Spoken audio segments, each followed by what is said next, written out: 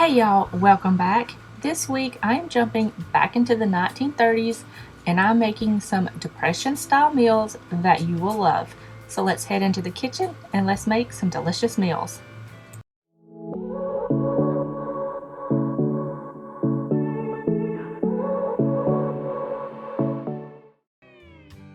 Alright y'all, this week we are starting out with making a cabbage casserole. This was served quite a lot because typically they had all of these ingredients on hand, canned from the last year that they got in from their garden, or stuff that they could easily and cheaply get from their local grocery stores. So with cabbage casserole, it's very easy to make. It's a one pot dish. You make it right on the stove, you put it in the oven, and then after that it's pretty much done and good to go. So here I am just browning up a pound of ground beef, seasoning with a little bit of salt and pepper, and I'm going to add some onions. Mix that around and let that cook until the ground beef is no longer pink and the onions are tender.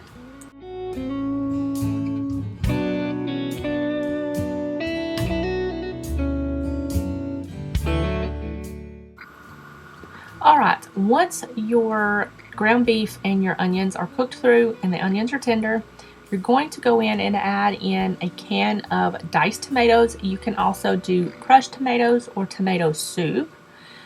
Then you're going to add in about a half of a head of a small cabbage that's been chopped up, some water, salt and pepper, rice.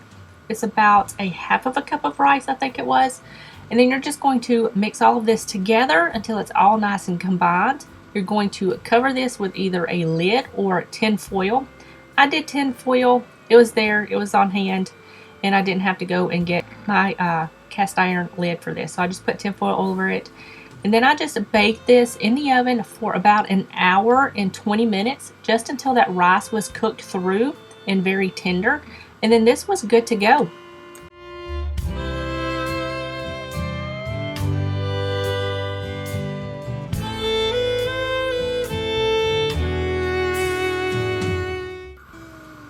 While the cabbage casserole is in the oven baking, I'm going to make a recipe that's a little nod to my grandmother. These are baked tomatoes. I remember having these when I was younger, going to visit her on the weekends. So this is a little nod to her. So we're having baked tomatoes to go with our cabbage casserole today.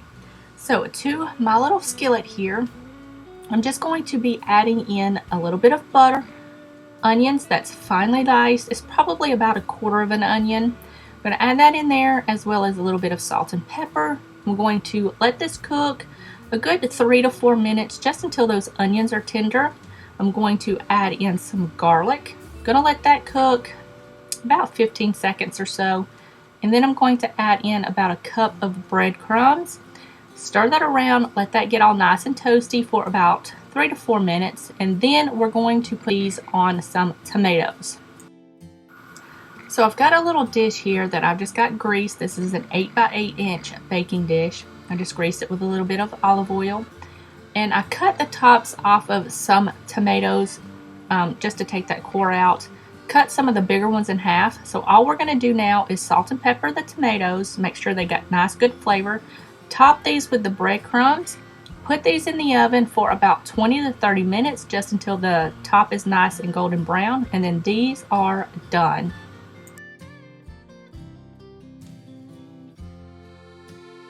Alright, here is my plate. I just have the cabbage casserole here with the side of the baked tomatoes, and I just made some bread for the week, so I just had a slice of bread with it.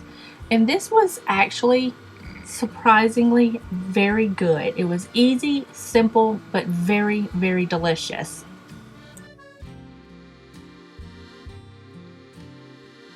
Alright, it is the next day and we are starting a little bit early today. We're starting off with dessert.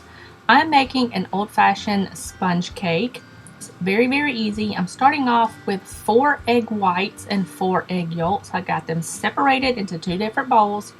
And I'm going to start with the egg whites. I'm just going to whip the egg whites until stiff peaks are formed, and then I'm just going to set those to the side. Moving on to the egg yolks. To this, I'm just going to add in some sugar. I'm going to mix this on about medium speed until they're kind of pale yellow and really thick. Then I'm going to add in some ice water. Continue to mix that for another 2 to 3 minutes. Now that that is all nice and combined, I'm going to add in some flour, cornstarch, salt, and a little bit of vanilla, and I'm going to gently stir this together until it's just combined.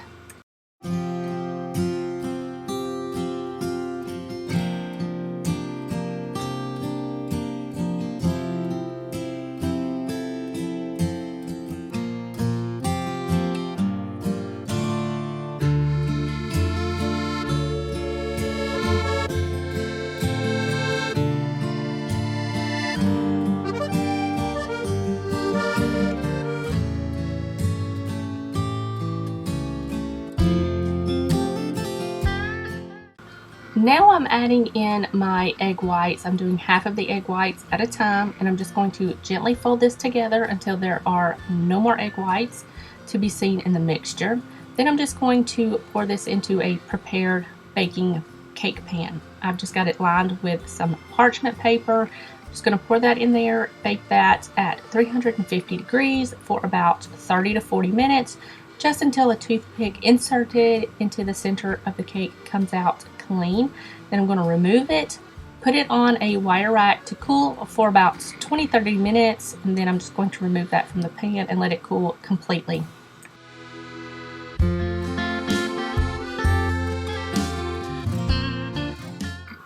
Moving on to dinner, I am making a old-fashioned chicken pot pie. Now this turned out more like chicken and dumplings than a pot pie, but nevertheless it was absolutely delicious and very easy to make. So starting out, I am just adding a pound of chicken here that it's chicken breast that I've got cubed up. Add that into the pan, and I'm going to cover this with some water. It said you can do either water or broth. I did not thaw out any broth that I had frozen, so I'm just using the Knorr brand chicken bouillon powder.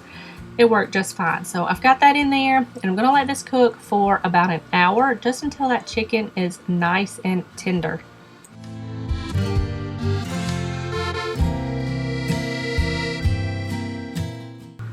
After about 15 to 20 minutes of this cooking, it had got this little chicken foam on top. I just skimmed all of that off and discarded it because I did not want that in the chicken pot pie. So just skim it off and discard it. While the chicken is over there cooking, we're going to make some dumplings. Now these dumplings were a little bit more dense than I would like, but they still turned out good. So all you're going to do is add some flour to a bowl, along with some baking powder, salt, and milk. And then you're just going to mix it up until it forms kind of like a loose dough. You don't want it to be batter-like. You want it to be like a soft, sticky dough.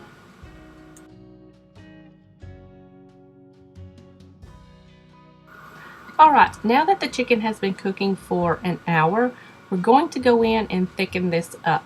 Now the recipe said you can mix some butter and flour together and use that as kind of like a roux to thicken up the soup. So that is what I did. I just mixed 2 tablespoons of butter with 2 tablespoons of flour, mixed that until I got a thick paste, added that in there, stirred it around until all of that was melted and combined into that liquid, and then I just let it thicken up. Then I went in and started adding in the dumplings. All you're going to do is kind of use 2 spoons and kind of swish it back and forth on the spoon, kind of make a little round ball, and then just put that into the soup. You're going to do that with all of the batter until all of that is in there.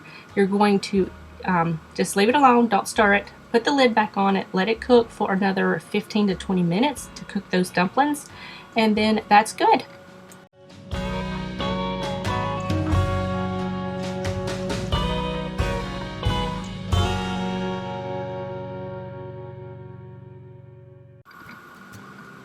Alright, here is my bowl of chicken pot pie. Now, like I said before, this turned out to be more like a chicken and dumplings, but nevertheless, it was still really good. Very simple, but very, very good. I just served it with some mixed vegetables on the side.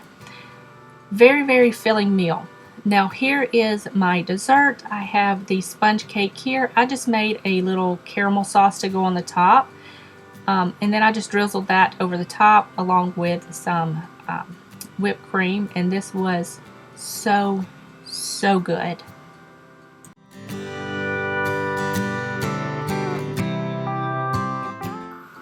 For dinner tonight, I am making potatoes with cheese and meatballs with gravy. So we're going to start out with the potatoes because they are going to take the longest to cook. So to my measuring cup here, I have some milk. I'm going to add in some salt, pepper, flour, and an egg yolk. I'm going to whisk that together until it's all nice and combined well, and then I'm going to set that to the side.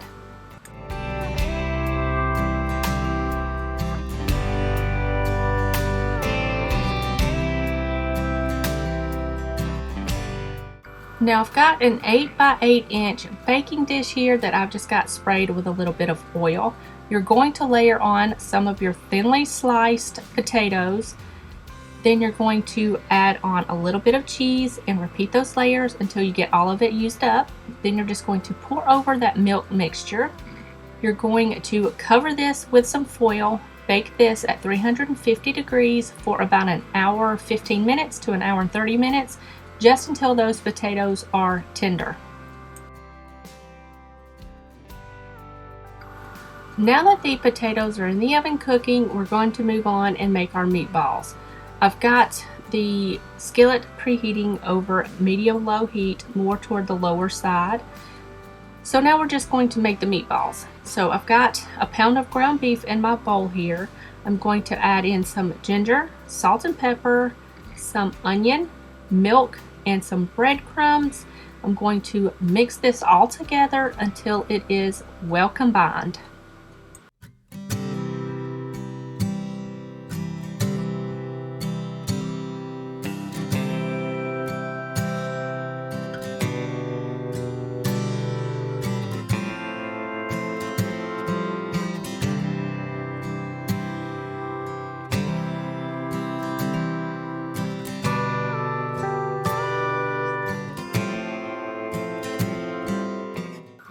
Now that the meat mixture is all nice and combined, I'm going to add a little bit of avocado oil to my pan here. You can have, you can use whatever kind of oil you have on hand.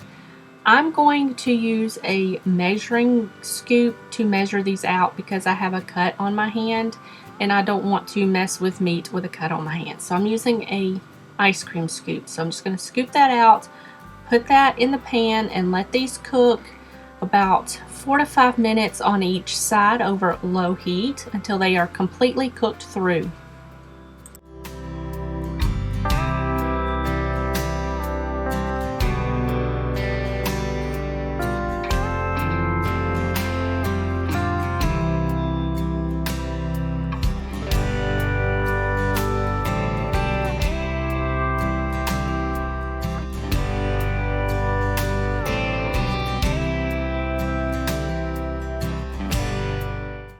Once the meatballs are cooked completely through, you're going to remove those from the pan.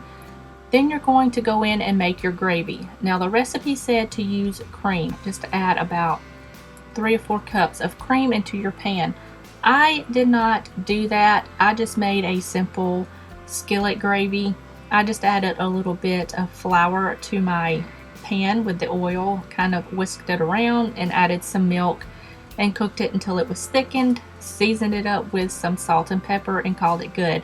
But if you want to add the cream, you can most certainly do that. I just opted to go with the skillet gravy.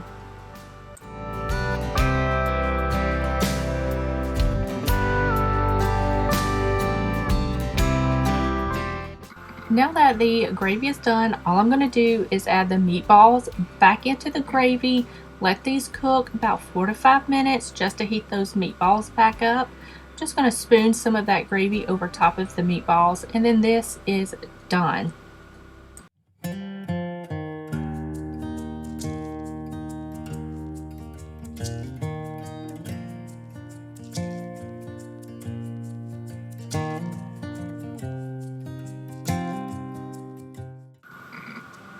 All right, here is my plate. I have the meatballs with the gravy here, the potatoes on the side, and this was more flavorful than what I originally thought it was going to be. I thought it was going to be a little bit more bland, but it was actually very, very flavorful and very delicious.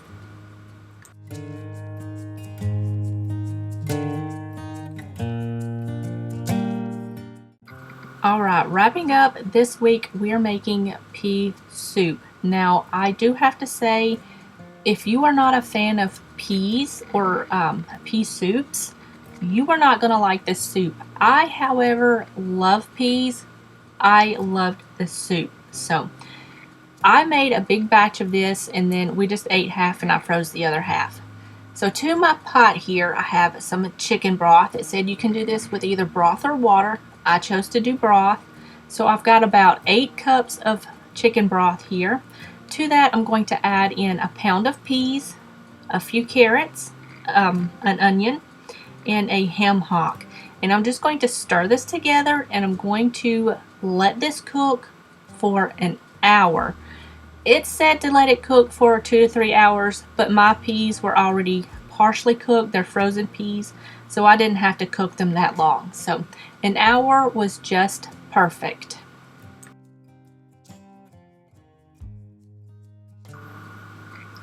After your peas have been cooking an hour, you're going to go in and add in your potatoes. I have a few potatoes here that I just peeled, cut into quarters, and I'm just going to put them directly into the soup. I'm going to let this cook until those potatoes are super tender, about 20 to 30 minutes.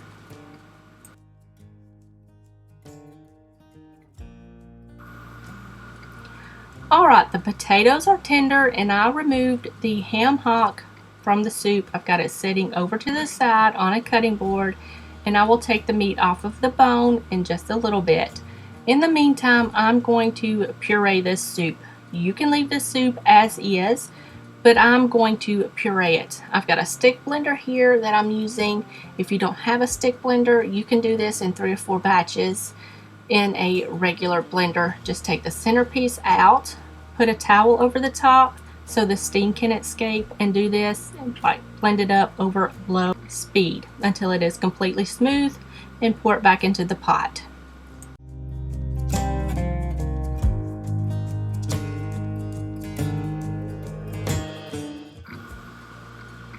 Now that the soup is completely pureed and smooth, I went in and took as much meat off of that ham hock bone as I could get, added that to the soup, stirred it around, checked for seasoning, I added a little bit more salt and pepper, and then this was ready to serve.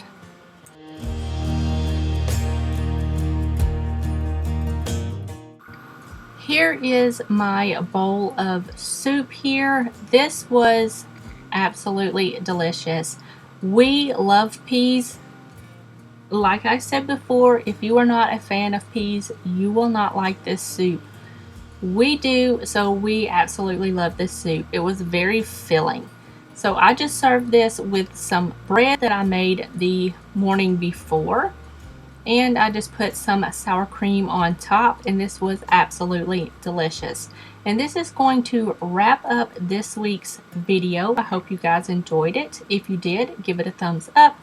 Don't forget to leave me a comment in the comment section down below, and I will see you guys in the next one. Bye, guys.